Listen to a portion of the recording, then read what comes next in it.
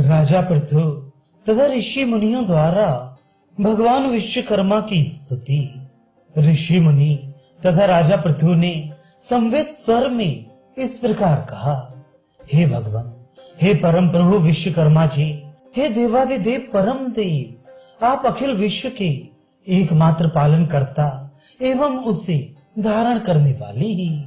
संपूर्ण विश्व आपके कृपा कटाक्ष से ही फलता फूलता एवं नवजीवन प्राप्त करता है। आप ही उसके नियंत्रण करता एवं नियामक हैं।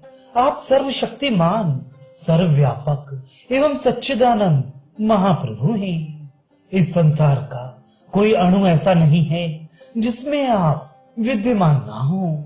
संपूर्ण चराचर जगत आपके संकेत पर ही गति करता है। आपकी इच्छा के बिना पत्ता तक नहीं हिल सकता। संसार के अणु परमाणु तक में आपकी महिमामयी सत्ता दृष्टिगोचर होती है। आपकी सत्ता सर्वोपरि है। आप असीम तथा अचिंत्य हैं। आप ही इस विश्व के निर्माता हैं। आपने ही पृथ्वी, जल, वायु, अग्नि एवं आकाश नामक पंच तत्वों की सृष्टि की है। आप ही उनके आदि और अंत हैं। सृष्टि एवं प्रलय आप ही में स्थित है। तीनों लोक, 14 भुवन सब आपकी ही कृति है।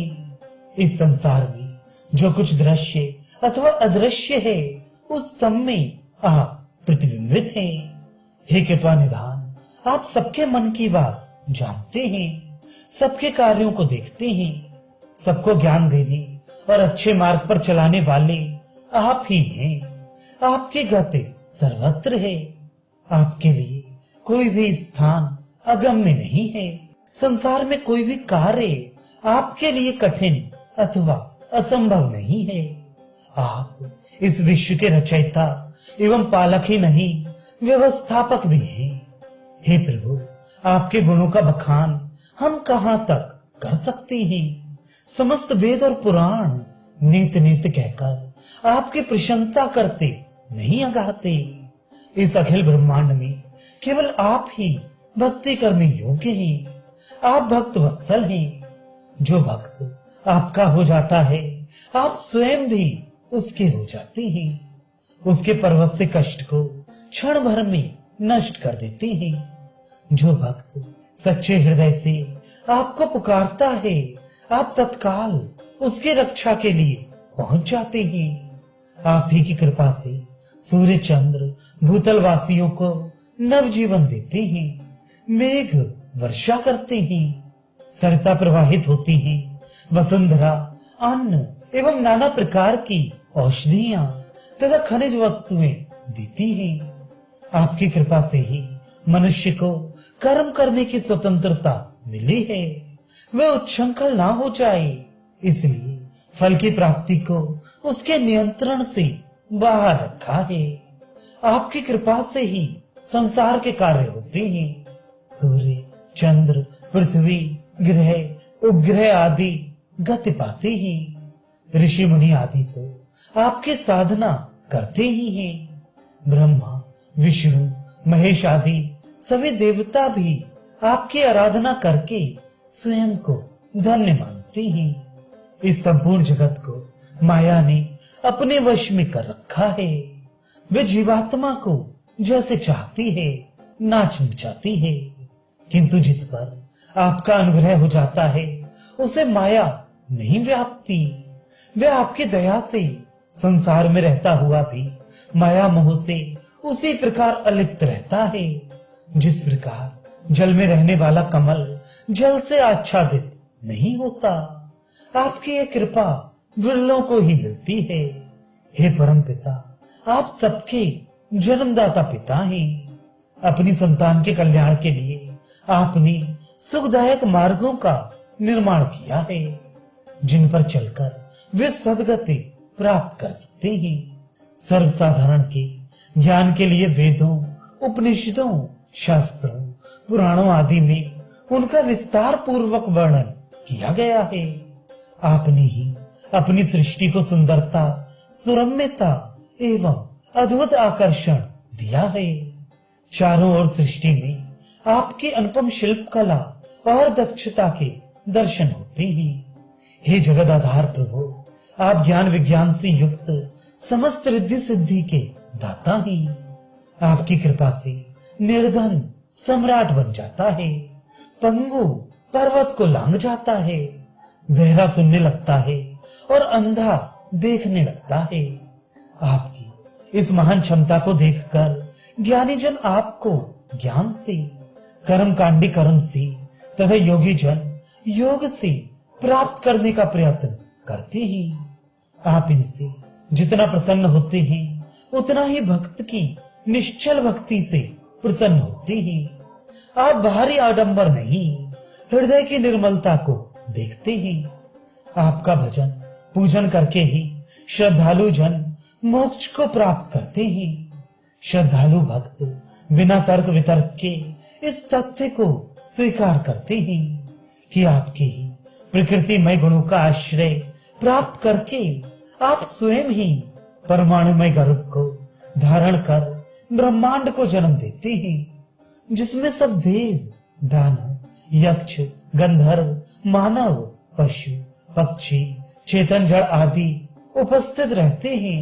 अज्ञानी जन इस सत्य को नहीं पहचानते। हे परब्रह्म, आपके सभी कार्य अद्भुत और अनुपम हैं। आप ब्रह्मांड में व्याप्त होकर भी उससे पृथक रहते हैं। आप प्रत्येक प्राणी के निकट हैं, परंतु अज्ञानी प्राणी आपके इतने निकट होने पर भी आपको तब तक नहीं पहचानते जब तक आप स्वयं ही उनके नेत्रों के सामने पड़े हुए अज्ञान के पर्दे को हटा नहीं देते। आपकी कृपा के बिना वे ना तो आपको पहचान पाते हैं और ना आपकी सत्ता को स्वीकार करते हैं। नाना प्रकार के तर्क वितर्क करके वे स्वयं को और गहरे भ्रम में धकेल देते हैं, परंतु जब उन पर आपकी कृपा हो जाती है तो उनके अज्ञान रूपी अंधकार को काई इसी प्रकार फट जाती है, जिस प्रकार सूर्य की किरण के स्पर्श होते ही अंधकार छट जाता है। आप धन्य हैं, आपकी कृपा का कोई और छोर नहीं है। सूत जी कहते हैं, हे ऋषि, जब राजा पृथु, ऋषि मुनि तथा समस्त नागरिकों ने प्रभु विश्वकर्मा की इस प्रकार स्तुति की तो सहज कृपालु आदि नारायण भूमादेव विश्वकर्मा जी राजा पृथु द्वारा समर्पित किए गए सिंहासन पर विराजमान हुए। उनके आसन ग्रहण करने के पश्चात ऋषि मुनि तथा पृथु ने श्रद्धा पूर्वक उनका पूजन किया। उनके पधारने के उपलक्ष्य में ब्राह्मणों एवं याचकों को मुक्त हस्त से गौ, वस्त्र, आभूषण तथा स्वर्ण मुद्राएं दान में दी। सब ओर प्रसन्नता छा गई। एकांत पाकर महाराज पृथु ने विश्वकर्मा से निवेदन किया, हे प्रभु, आप सर्वांतर्यामी हैं, सबके मन की बात जानते हैं। भूतल वासियों के कष्टों से भी आप अपरिचित नहीं हैं। हे स्वामी, आप अनुग्रह करके कोई ऐसा उपाय बताइए जिससे समस्त प्रजाजन निर्भय और सुखी हो, उनका सब प्रकार से कल्याण हो, लोगों की धर्म में रुचि हो तथा पाप और अधर्म का नाश हो। सदाचार की जो मर्यादाएं टूट गई हैं वे पुनः स्थापित हो। पृथु की विनय भरी वाणी सुनकर विश्वकर्मा प्रसन्न हो बोले, हे वत्स, मैं तुम्हारे प्रजा प्रेम और कर्तव्य निष्ठा से बहुत प्रसन्न हूँ। तुम्हारे राज्य की व्यवस्था काफी बिगड़ चुकी है। उसे सुधारने के लिए मैं यहाँ कुछ समय तक अपने 5 पुत्रों तथा वास्तु पुरुष सहित निवास करूंगा। जिस प्रकार तुम्हारे मन को संतोष होगा एवं प्रजा समृद्ध होकर सुखी होगी, उसका मैं प्रबंध करूंगा।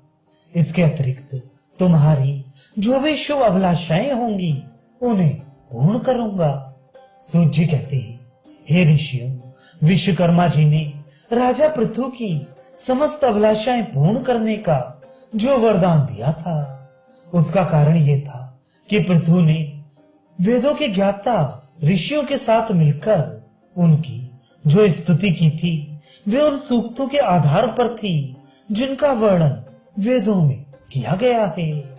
इन सूक्तों के द्वारा भगवान की स्तुति करने से वे प्रसन्न होकर मनोकामनाएं पूर्ण करते हैं।